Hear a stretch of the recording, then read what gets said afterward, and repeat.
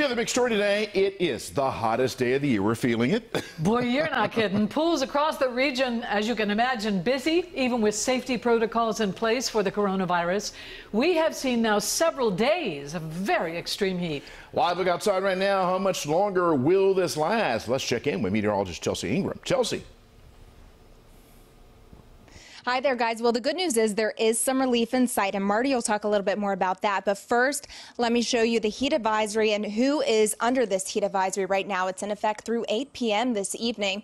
And this is going to be all the areas located on this graphic in red, so pretty much all of central Maryland, with the exception of portions of the eastern shore. Why the exception? Well, they are actually under an excessive heat warning, and this is in effect through 8 p.m. as well. For heat index values up to 112 degrees. Temperature-wise, where do we stand? Well, we are almost at 100 at BWI. It's 96 in Belair, 95 in Elkton, 94 in Annapolis, but those numbers don't even matter because it's that combination of heat and humidity. Check it out. It feels like 106 at BWI. It feels like 113 degrees currently in Elkton. So those numbers are intense, but I mentioned there's some relief in sight. So for a little bit more on that, I'll send things over to my colleague Marty Bass. He's got a look at that temperature trend. Hey, Marty.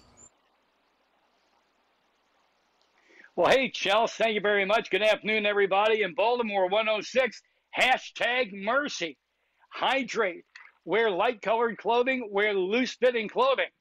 Not only the rest of this day, but for the next couple days, it's not over yet. We're talking about a bell curve. We're at the very top of the bell curve. The slide down does begin tomorrow, but take a look at the graphic. We're still going to be in the mid-90s the next couple of days. It's going to feel hotter than that. Some car thermometers, in actuality, will be hotter than that. Now, once we get to Thursday, we're starting to get within arm's reach of normal. And then we've got a payback coming our way once we get to the week's end and weekend. Today, the most severe of this heat streak, if you will. But remember, a couple more days of big discomfort coming our way. And what about the thunderstorm potential? You can feel this atmosphere wants to do something. Meteorologist Chelsea Ingram talks about that coming up shortly. Now I'm going to throw it back inside. All right, thank you, Marty and Chelsea. So now let's check in with Sean Stryker. He has more on how people are trying to stay cool during this heat wave. Hi, Sean.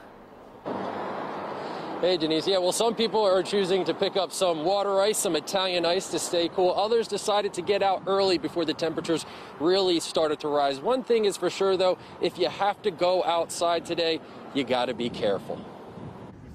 The heat is on in Maryland. Oh, it's hot. It's too hot, too hot. With temperatures reaching triple digits in some areas. Some came to Lake Montebello early in search of a workout. We're staying hydrated with our water. We have ice in the cooler. We have hats. Sunshades. To stay hydrated and also working out in the shade and not directly in the sun. Something else putting in extra work today, the AC units and HVAC technicians. Oh, it's busy. We're really busy. And it's not just the heat making things difficult. And also we're running short on equipment, materials, everything is lacking because of the COVID. With a code red extreme heat alert in effect through Wednesday, you'll want that air conditioner running as efficient as possible.